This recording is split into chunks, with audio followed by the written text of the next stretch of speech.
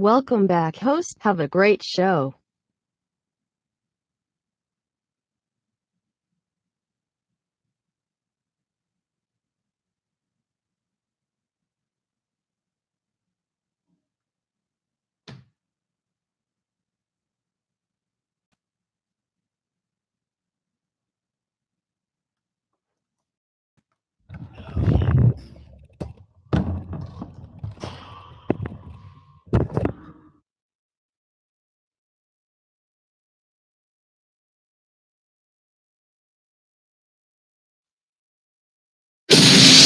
We're now in the approach phase. Everything looking good. Control out. Control is good. Five. Roger, copy. Three.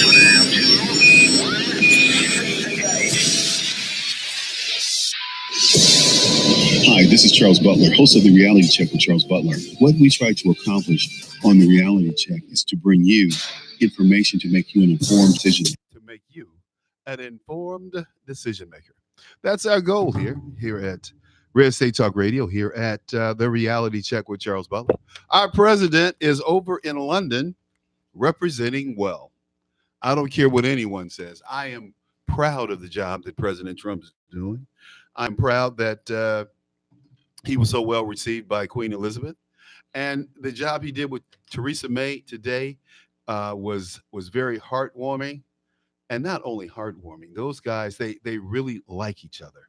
You could tell that Mr. Trump and Theresa May have a relationship that goes back a very long way. 2.5 years. She was very clear, and she said she certainly enjoyed working with Mr. Trump and making the NATO guys step up and pay their fair share.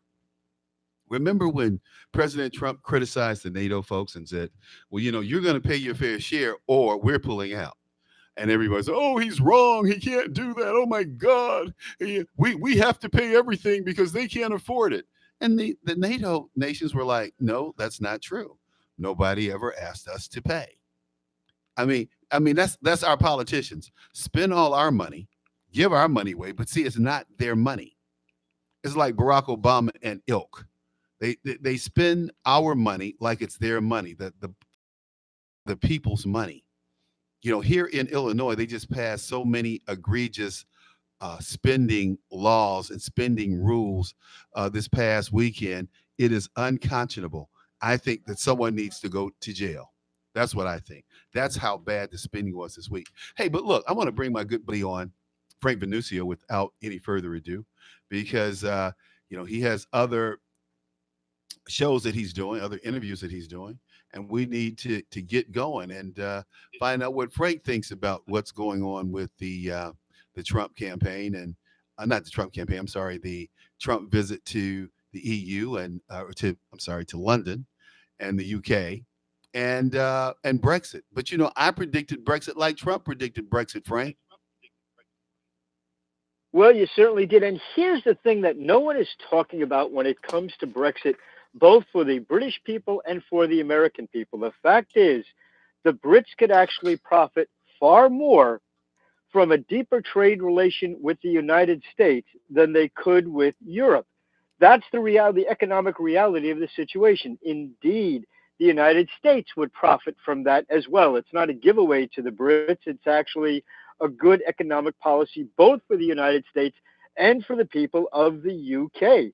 So that's part of the discussion we haven't seen very much in the news at all for a bunch of reasons. Remember, the globalists, the one worlders firmly believe that the European Union is a step towards globalization, which benefits no one but the elites and leaves working people in the lurch. It does. It always has. Just like NAFTA left us in a lurch, and the TPP would have left us in a lurch. The the Iranian nuclear deal left who in a lurch? The American people. We gave what? How much money did we return to Iran? I can't remember. Was it? It was in the hundreds of millions. But the thing that was fascinating about that was that when governments do transactions, financial transactions with each other, it's all for the most part done electronically. You flip a switch and it goes into a bank account from one nation to the other. It's all very traceable, all very smooth and simple. But for reasons that have yet to be openly discussed, when the Obama administration gave the Iranians those hundreds of millions of dollars, they did it in hard cash. Indeed, there were pallet loads of cash that went back and forth.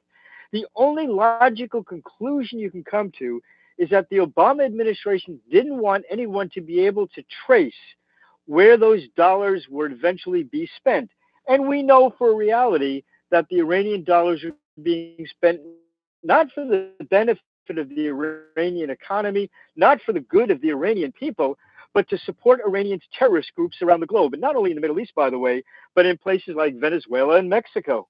But the Obama administration had a remember the Obama administration had an attorney general who was dedicated to getting terrorists out of Gitmo.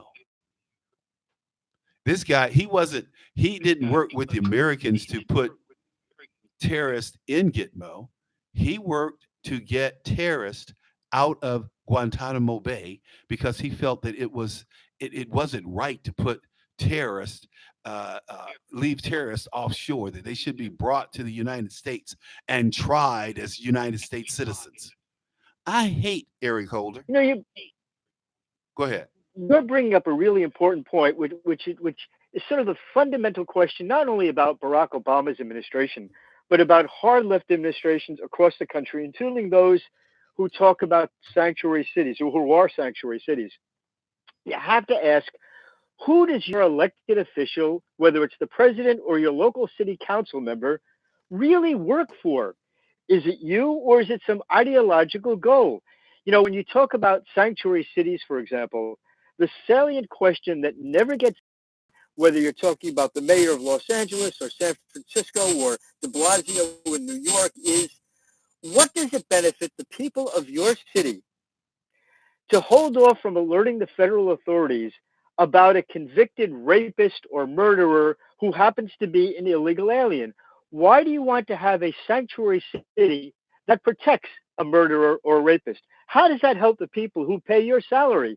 It's a question, Charles, that never gets answered. Well, it's the same question, Frank, as when you ask black politicians, why don't you want the police to go into the black community and arrest criminals? And you know what their reply is? They're so effing dumb. Well, we don't want more black men. We're talking about Let me give you an criminals. example of how extreme that gets. A number of years ago, I was a deputy director for a county executive's office in New York, in fact, in Bronx, New York. And there was a move to move the police academy out of a very ritzy neighborhood in Midtown Manhattan and bring it up to a very impoverished area of the Bronx. Sounds like a great idea. It would bring a lot of ancillary businesses, restaurants, uniform stores, things of that sort. It would perk up the economy of this poor Bronx neighborhood. But it would also, as a major benefit, make a neighborhood that had a high crime rate a much, much safer neighborhood. Well, the Congress needed federal dollars for this move. There was a federal appropriations involved. And the congressman for that area happened to be Jose Serrano, who is famous, of course, for being a very good friend with the late leader of Cuba, Fidel Castro, and also with the leaders of Venezuela. Well, I was tasked with meeting with Congressman Serrano to get him as the congressman from the area to put in the bid for the put in the request to get the federal dollars for that poor Bronx neighborhood to move the police academy there. What he told me was, and I'm quoting directly here, was, I don't want those pigs in my neighborhood. So he deprived the people of this poor Bronx neighborhood of economic redevelopment, and he deprived them of safe police protection. That's the mentality of the hard left in the United States, and it works directly against people these far left representatives actually claim to be working for. But they're not working for the people. They work for themselves. Exactly. Whether it's Jesse Jackson, whether it's Al Sharpton, whether it's the Congressional Black Caucus, if the Congressional representing black constituents, what would be their number one hot button? Illegal Well, there would be a immigration. number. No, illegal Illegal immigration. immigration. because illegal immigrants and immigrants are taking the educational opportunities, the employment opportunities away from blacks.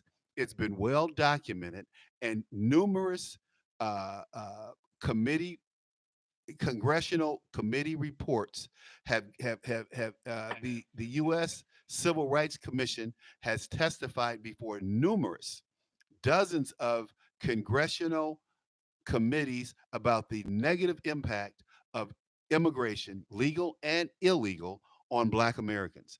Black Americans lose over $1 billion in revenue per household income. I think it's something like, is it 1 billion or I can't remember. I have to look at that report because I have the That's a report. round number. I have the Let me tell report. you about a group, though, and I know you're familiar with them, that actually is working to represent neighborhoods and black people. Activists with the Project 21 Leadership Network have applauded the Trump administration's announcement of a policy that requires or their sponsors to finally be financially responsible for the expense of any welfare benefits a non citizens received. Um, Emery McClendon, who is a member of Project 21, said, "This is a move that should be welcomed by those providing social services because it will ensure that American citizens who need assistance and are not pushed Okay. aside for illegal immigrants." Okay. Let's Now, let Charles, I worked for 20 years hold for on. state and local government. I can tell you that certainly American citizens have to be met with very limited resources from state and local Okay. authorities. Okay. Frank. And when you see these dollars Frank. that are going to illegal immigrants, Uh huh. when tax-paying Yeah. citizens and men and women, Hold on. many of whom, and we should mention Frank. this specifically, this is a week that we remember the landings at D-Day in Normandy in 1944. Many Americans who have fought and died, and their families survived in wars, whether it's the D-Day invasions in World War II, whether it's Vietnam, Korea, the Middle East. Their families, in many cases, don't get the resources they need at the same time, Charles, that we're spending money on social services for illegal immigrants who have never done a single thing to benefit the United States. Okay. Okay. Hold on. Remember last week, Ben Carson was castigated by a congresswoman from New York because he wanted to move illegals out of public housing, Americans in those apartments. Yeah, yeah. By the way, I don't know if the rest of the country is the same as New York, but in some of the public housing developments in New York City, there is up to, get this, a 10-year waiting list for a family to get an apartment in some public housing developments in New York City. Now, the policy that has been talked about for illegal aliens, they would come into the country. They're here maybe a couple of months, and we're talking about putting them in public housing units Hmm. that American citizens, Right. including some veterans, have been waiting 10 years You for. know what? This is what. Charles, Wait a who in minute. their right Wait a minute. mind Wait a would minute. endorse a policy like Wait a that? minute. You know what we need? What we need now is a good old fashioned riot and revolution. And that riot and revolution should start in Washington, D.C. And the people who should be targeted are the Congressional Black Caucus and the Hispanic Caucus. They should be targeted. They should be they should be the center of the animus and the anger that comes from these citizens because it's unconscionable. We had 53,000 families come across our damn border last month. These people need to be turned around and shipped back to their poor ass, dumbass countries because they're diseased, they're ignorant, they're illiterate for the most part. And everybody talks about, well, we have this outbreak of measles, we have this outbreak of typhoid, we have this outbreak of diseases, and we don't you damn well understand it. Ellis Island was a quarantine island for immigrants. And by the way, Frank, I want to mention this to be clear. The president of Mexico said that the Statue of Liberty is what did he? How did he refer to it? I can't remember, but anyway, I'm gonna look it up real quick. But the Statue of Liberty. Let me give you the history on the Statue of Liberty. The Statue of Liberty was conceived by the French designers and developers for the freeing of black slaves, not immigrants. It wasn't about welcoming immigrants. It was about celebrating the abolition of slavery. And so when you go to the Statue of Liberty, she has a broken chain on her leg. That chain represented the break from slavery for black Americans. Now it was co-opted and has been co-opted. That little thing about give us you're tired and you're poor and that wasn't added to the statue until 8 years later. They co-opted the message to try to whitewash the issue of slavery off of the out of the American history and lexicon. We were welcoming to yeah, you're welcoming to immigrants, but you're not welcoming to blacks. You got Jim Crow in place where you're lynching black people 100 every week, and nobody says anything because this is such a great country. I tell you, man, it's amazing.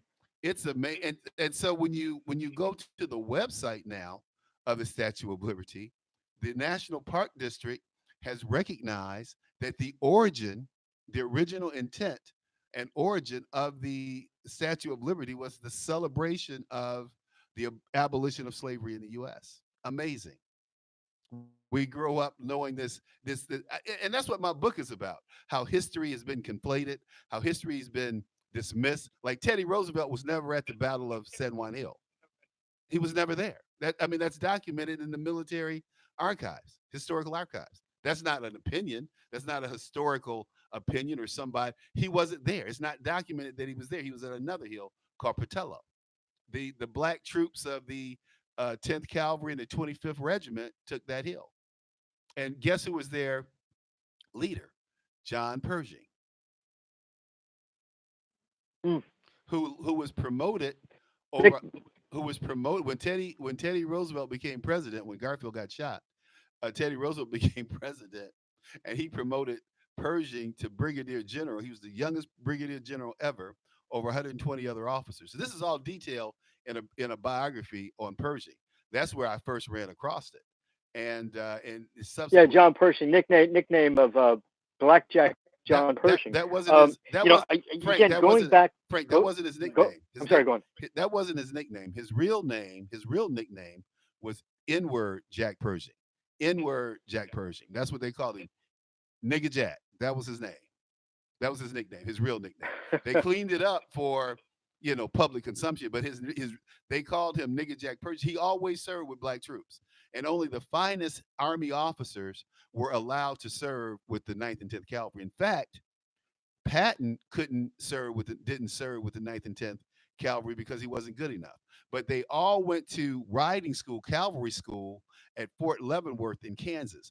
My friend Art Fletcher, who was the father of affirmative action, worked for Nixon and Ford and Bush and Jerry Ford. Um, his father not only taught at that cavalry school, he was the blacksmith or the blacksmith for the Olympic team in 1906. He was the official blacksmith, and George Pershing won an Olympic medal in that competition. How about that? Just a little bit of history. I mean, Uh, how about that? Indeed. I for a while I served as liaison to the veteran community in Bronx County, New York, and one of the chief needs we had within the community, the veteran community, was housing. And can you imagine the reaction to a veteran? In my era, of course, who was coming back from Vietnam. Can you imagine the reaction of a veteran, whether it's Vietnam or the East, Afghanistan, whatever, coming back and find out that they are on a list for housing behind an illegal alien? Let that sink in for a few seconds. Think about well, that. A guy or gal who put their life on the line for our country would be behind the list of an illegal immigrant for public housing. That's what people are angry at Ben Carson for, because he said that's ridiculous. That doesn't make any sense. Illegal aliens should not be on the list for public housing. they shouldn't. And But the same thing happened during World War II to black veterans. German POWs were given jobs, were resettled here in America, while people like my father couldn't buy a house, couldn't use the GI Bill, and was denied access to the GI Bill. So it's not the first time, Frank. It's just the first time that it's happening on a scale where we can look at it, we can hear about it, we see it, and it's impacting more than just black folks. These kinds of, the government, I tell you, man, there's a book you would really enjoy reading. It's called The Color of Law, and the subtitle is how the U.S. government segregated America, American housing. It is really an interesting book. Now, Frank, an aside here, a guy who I tell you who gets on my last nerve right now is George Will. I cannot stand George Will for some reason. I think he is so out of step and so out of touch with where the American people are, especially on the conservative side, because we're not playing, we're not half stepping, we're not globalists. Trying to stop President Trump from implementing tariffs against Mexico. I mean, there's a whole group of them. I don't know if you read about it in the paper or you heard about it, but I got a couple of emails from folks on the Hill. I got a couple of texts from folks on the Hill saying that we have Republicans who are actively trying to block legally, legislatively, the president from implementing these tariffs on Mexico.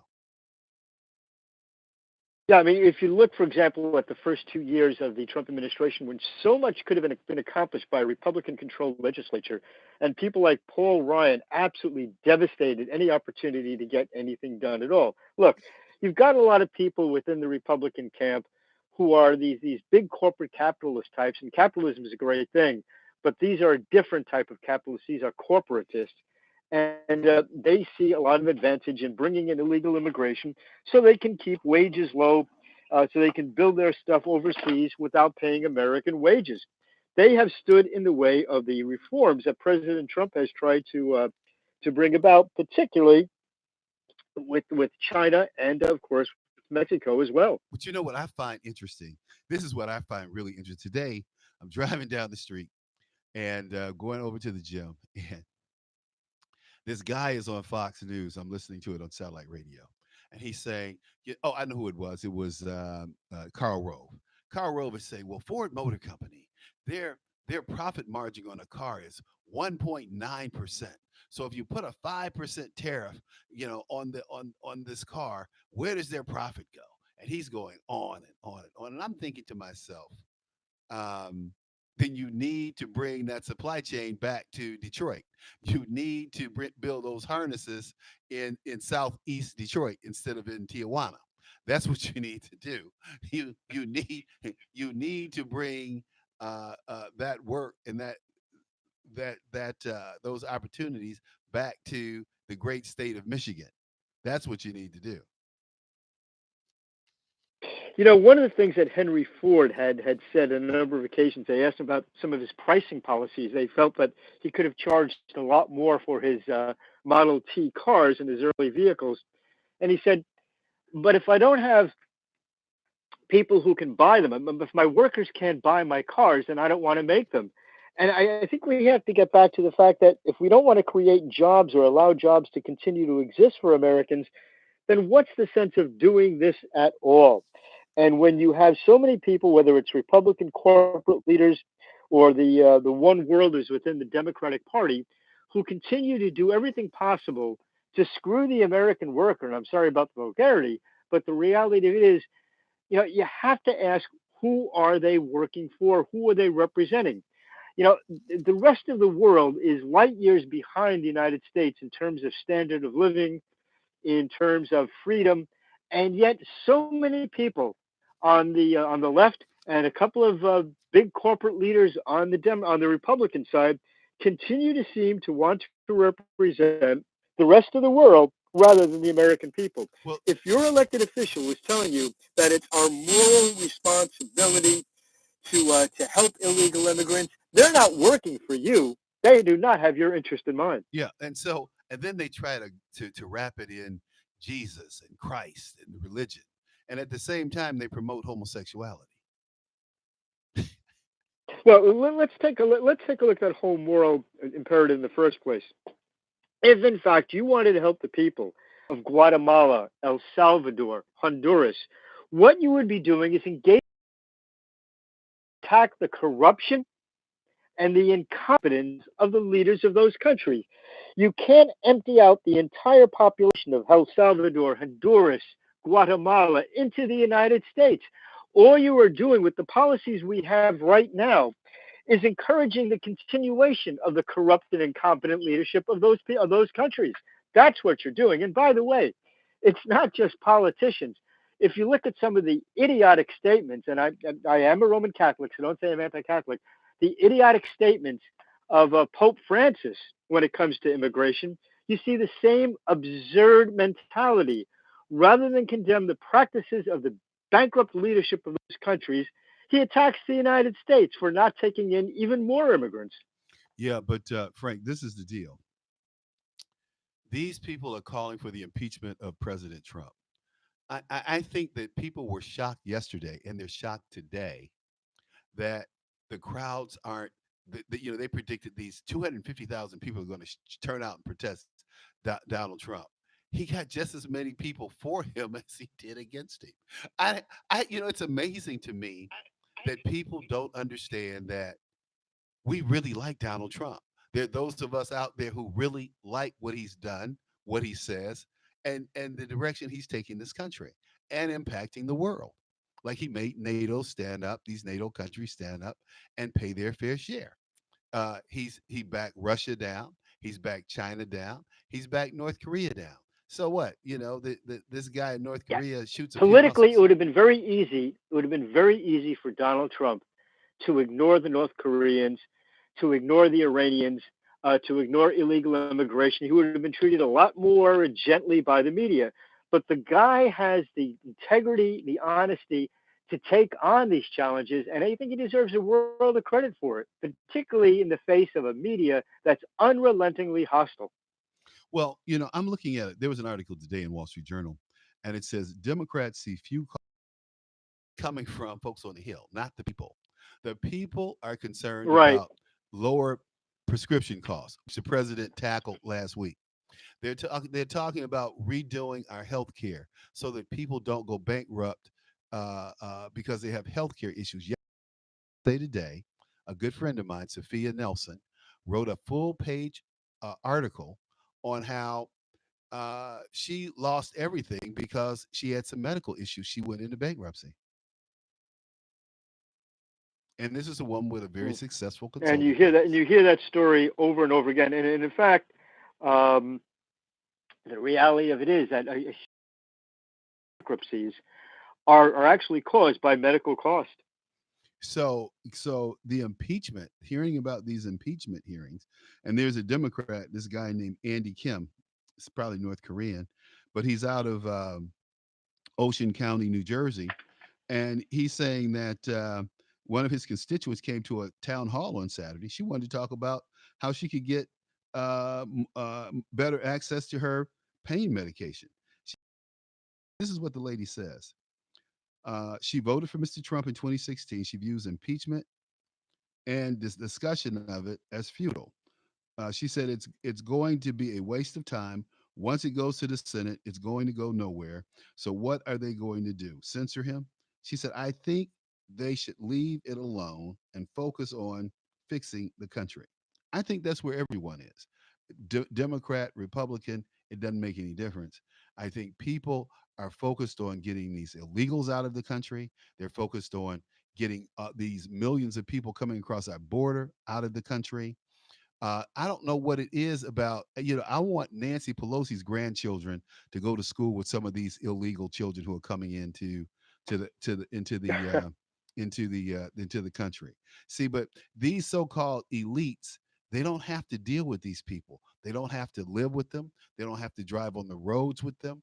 They don't have to go in the grocery stores with them. It was really interesting. The other day, I'm in a store. That's the essence. That's the essence of being an elite, isn't it? They don't have to deal. It's like even OAC. Your congresswoman. She's not even dealing with the Oh, locals. please don't say that. That hurts so bad. Hold on, wait a minute, Frank. Has she opened a district office yet? Does she have a district number yet? Not that I'm aware of. And And she in fact, I understand that even those who are trying um, to get in touch with her have a hard time doing even that. Well, they say that she doesn't live in the apartment that she claims to live in, nor does her boyfriend. People in the building claim they haven't seen her or her boyfriend enter or exit the apartment building. So the question becomes, who is this woman? What is her residence? Where does she live? You see, Yeah. it's very clear where Maxine Waters lives. She lives in Hancock Park. She doesn't live in her district, which is bullet ridden, drug infested. She doesn't live there. She lives in Hancock Park. For those of you unfamiliar with Hancock Park, it's like Beverly Hills. It's a very exclusive neighborhood in Los Angeles. It's kind of like the Upper East Side of New York. It's kind of like the Gold Coast here in Chicago or Grosse Pointe in Detroit. Very exclusive. People with a lot of money live in those neighborhoods. Maxine Waters, Congresswoman, 175,000 dollars a year, lives in one of these multi-million-dollar homes. And by the way, her husband was a used car salesman until she made him ambassador to the Bahamas. Hello. There you go. Hey, Charles, I have to run. I look forward to Okay, our man. next conversation. Hey, it just goes so fast, Frank. You look up and It it's does one, it's indeed. 2:30. And thanks for being with us. We appreciate your input as always. Thank you again, man. Take care. You Bye too. bye. Bye bye. Nucio, Frank Venucio. Hey, look, you guys can call in 215-867-8255. 215-867-8255. We're going to play. We're gonna come back. When we come back, we're going to talk a little bit about President Trump's visit to the UK, what it means for the average American.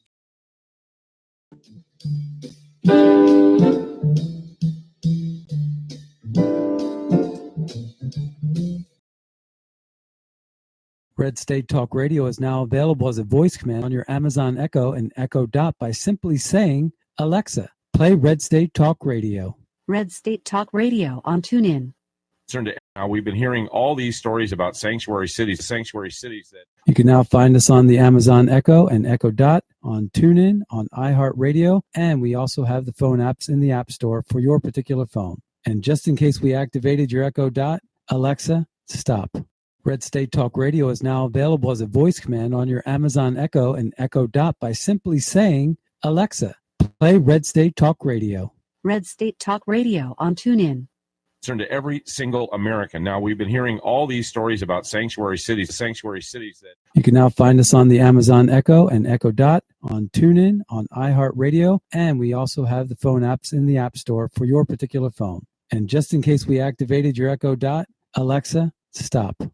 Kim Moline, co-owner of the Wingstop restaurants in Lansing and South Holland. Hey, Tom, I've got to be honest, although I was unhappy with, I was pretty apprehensive about transitioning into a new one. When it comes to payroll, delays and lost data are really unacceptable. But I'm happy to say your staff really made it easy for us. It's been smoother. And now, as we consider taking advantage of some of the other services you offer, well, let's just say that next time we won't be so chicken. Thanks, Kim. Just call me at 630-242-1507.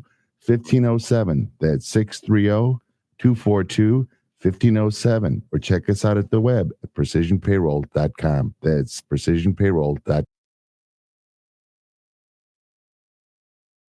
Hey, this is Leonora Cravota from Red State Talk Radio for My Pillow. I used to have trouble sleeping. My Pillow changed all that. I now fall asleep within moments of my head touching my pillow. That's how comfortable My Pillow is with its patented interlocking fill. My Pillow stays cool and does not go flat. Plus, it's machine washable and dryable. My Pillow has a 10-year warranty and a 60-day comfort guarantee. My Pillow is also the official pillow of the National Sleep Foundation, and it's made right here in the USA. My Pillow is now offering Red State Talk Radio listeners a 4-pack special with 2 premium standard or queen pillows and 2 go anywhere pillows. That's 4 pillows for the price of 1. To take advantage of this special offer, call 1-800-961-9194 and ask for promo code Red State. That's 1-800-961-9194, promo code Red State. Put sleepless nights behind you with My Pillow, the most comfortable pillow you will ever own. For the best night's sleep in the whole wide world, visit MyPillow.com.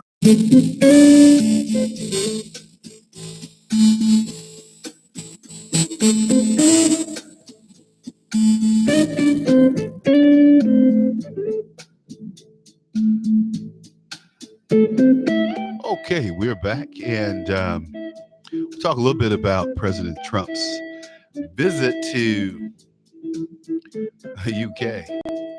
You can't make this stuff up, folks. You know, the UK, for some reason, they think that we hate them. You know, they said the Brussels is too weak, too liberal, and anti-American on trade. He's absolutely right on all points. They are weak. They are way too liberal, and they are anti-American. It's like, well, you know, what's good for America is bad for us. You know, that's why we put America first. You have this Mexican president who tells our president, America first is a fallacy. No, it's not a fallacy, boy. We're going to put you in your place. We're America. We're Americans.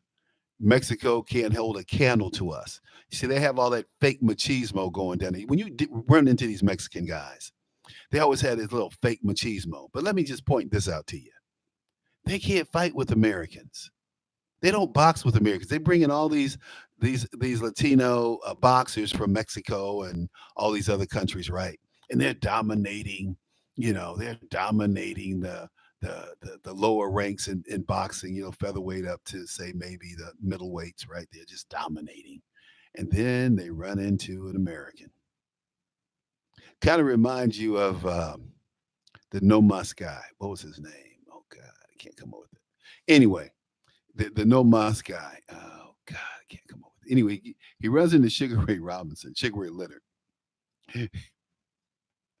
He runs into Sugar Ray Leonard.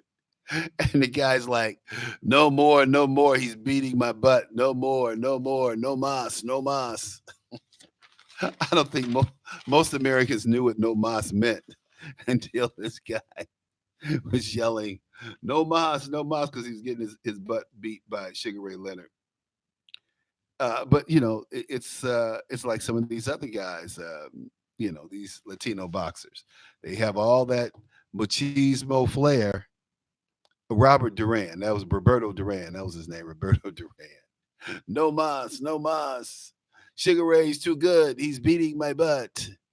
You know, so they never really pair them up with Americans. You know, they never really pair them up with any serious competition because they get that butt beat every time. Not once, not every time. But I tell you, I have to give Ruiz a new heavyweight champ. I have to give him some props. See, he beat a Brit. He beat a Brit. This Brit walks into the ring and he's going to box. And he's going to be above it all, you know, because he's all cut up and, you know, looking like an Adonis, right? And this fat Mexican whipped his British butt. Okay? But he's a Mexican American, okay? Big difference. Again, what's the key word there? American. So, Ruiz, congratulations. Thanks for representing. Thanks for bringing the heavyweight belt back to America because it was gone, man. We had some bums. Nobody wants to get out there and jump in the ring and box. I mean, I'd be considered a heavyweight these days. And I certainly don't want to get in the ring with those boys. Those boys are punching pretty damn hard, okay? So, I mean, being the fact that I would be considered a heavyweight, it's kind of scary. I remember I was 190 pounds. It's a long time ago, but still may be doable. No mas, no mas. Oh man, you can't make this stuff up, people. You can't make it up. But the love fest between Donald Trump and uh, Theresa May was really good. It was really, I thought they both did great jobs, especially Miss relationship that she has with Donald Trump over the last 2 years.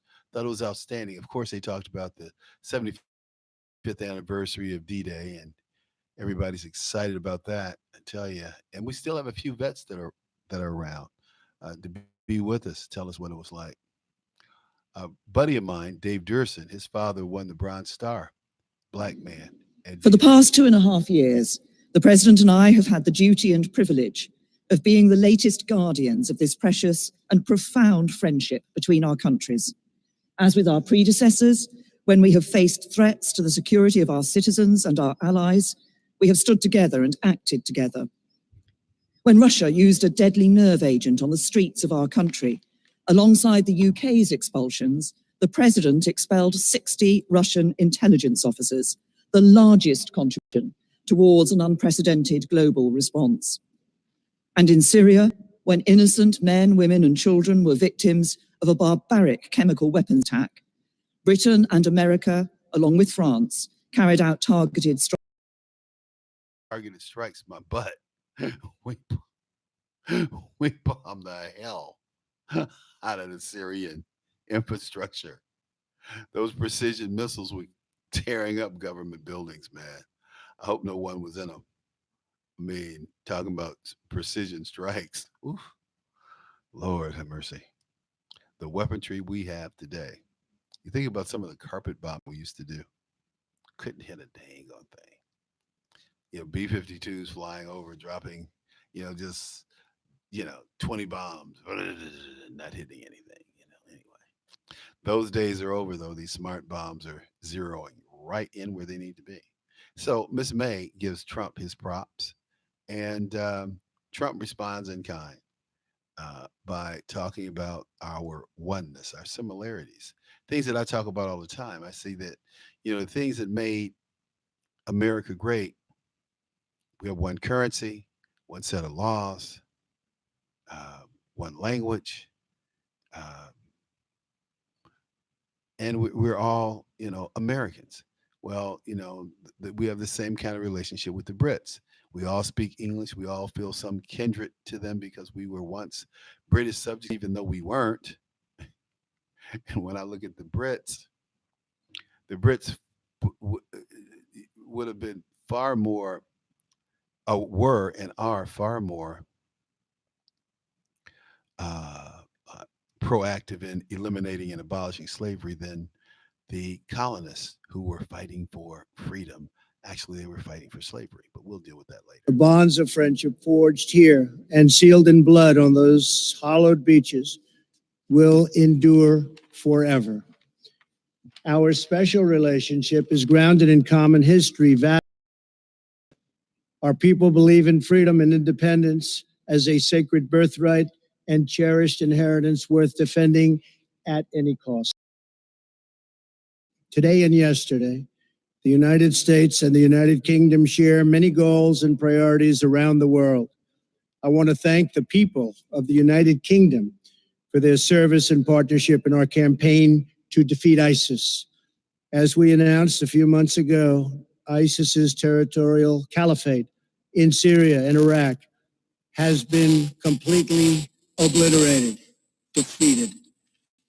The United Kingdom is also a key partner in NATO. The Prime Minister and I agree that our NATO allies must increase their defense spending. We've both been working very hard toward that end, and we are very current, and some of them are not. We can't allow that to happen, but I appreciate everything you've done in that regard.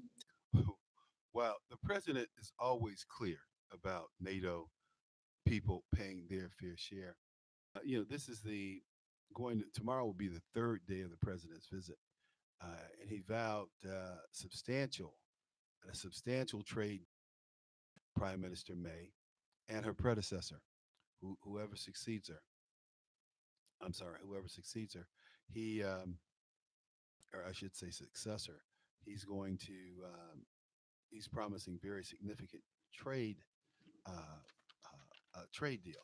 Now that's in direct contrast to Barack Obama. Barack Obama said, "If you leave the EU, we're not going to trade with you." Do you remember that? Obama says, if the UK leaves the EU, we're trying to put together a trading bloc. We don't look for a trade deal with America. It will be some time. That's what he said. Not me. Not me. He said, it's going to take a while. It's going to take a while for us to get around to trading with you if you leave the EU. I mean, talking about interfering with in politics, try to put his finger on the scale. He did. And everybody said, well, President Trump, he's unprecedented in how he. That was the welcoming of Barack Obama. I can't stand Barack. So, he is such a minion to me. He's such a person that had no idea, much like Jesse Jackson and ilk, of how things run. See, Donald Trump's a business guy. He gets it. Uh, this guy, Obama, never got it. He never managed anything, but he's supposed to be so smart. I tell you, he's one of the dumbest presidents we probably ever had, and certainly the least experienced.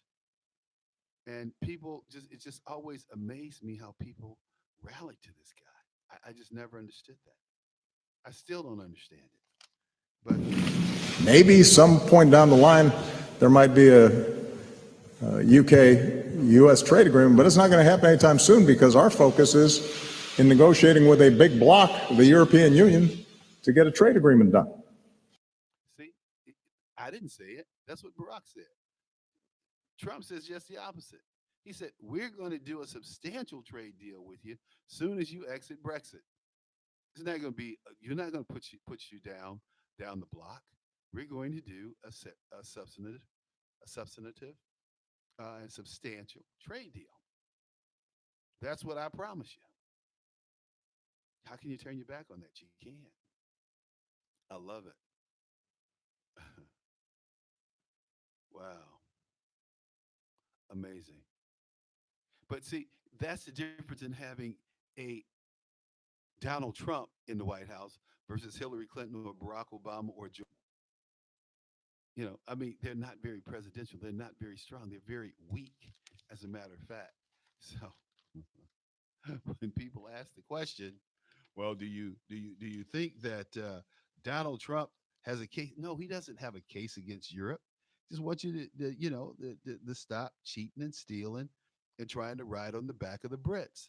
The Brits are supposed to send all this money to Brussels to support these foreigners coming to the EU.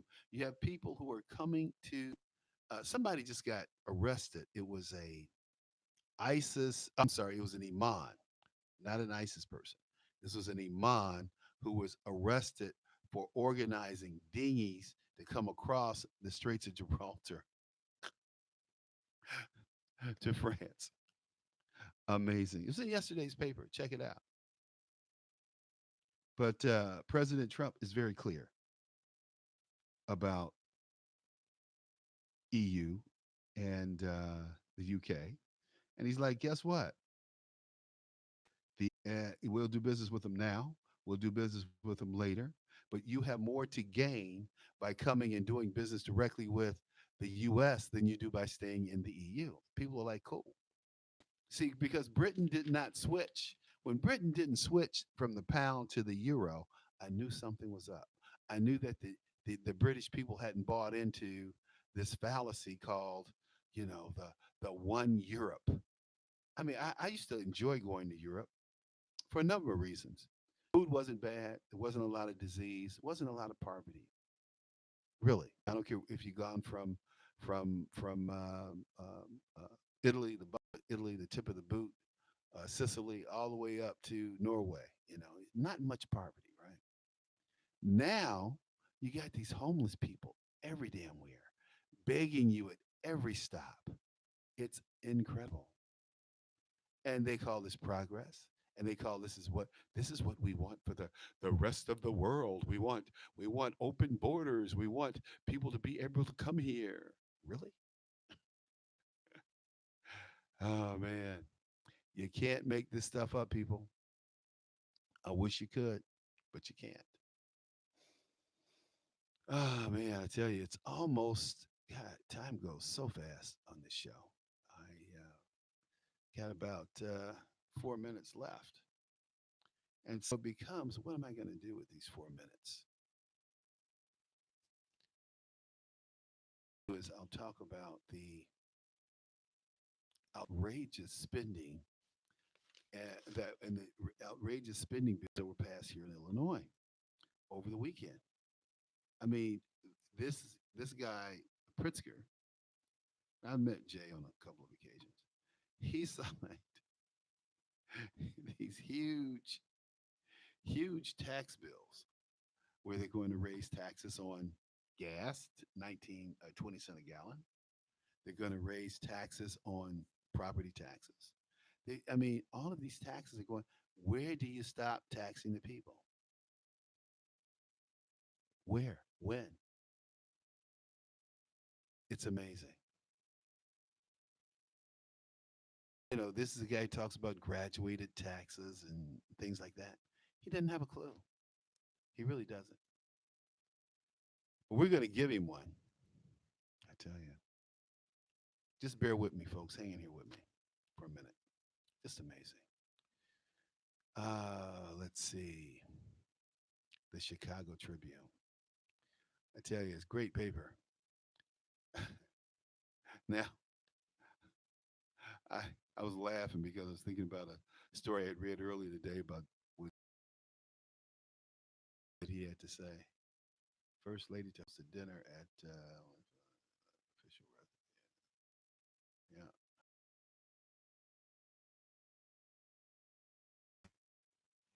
The first lady, Trump, the first lady to host dinner at the Winfield House, the official ambassador to the UK. Amazing.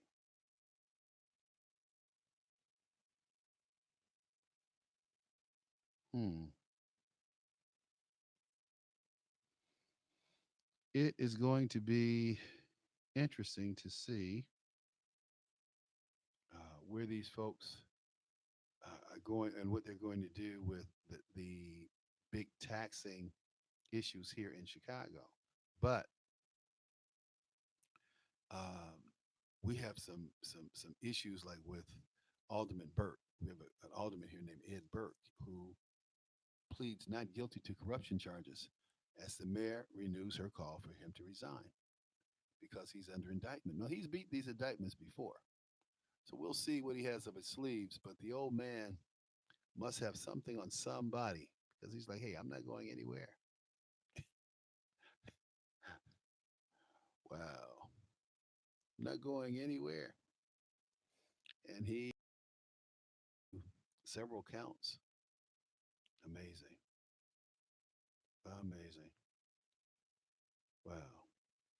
It's amazing. So look, what we're going to do, we're talking more about people with concealed weapons shooting folks. This has been interesting. Wow. And protecting their property, protecting their neighborhood. Who would have thought it? But these women are shooting dudes left and right, man. They're blowing folks away. Good for them. That's all I have to say. Good for them. So we'll be back.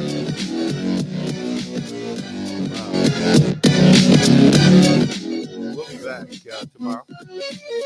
Same time, same place. reality check with Charles Butler. Oh.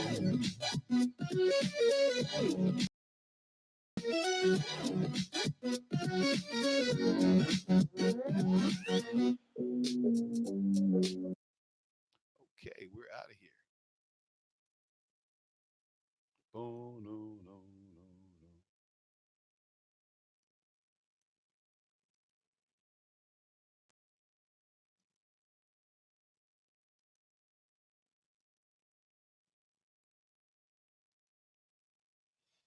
no. Mm.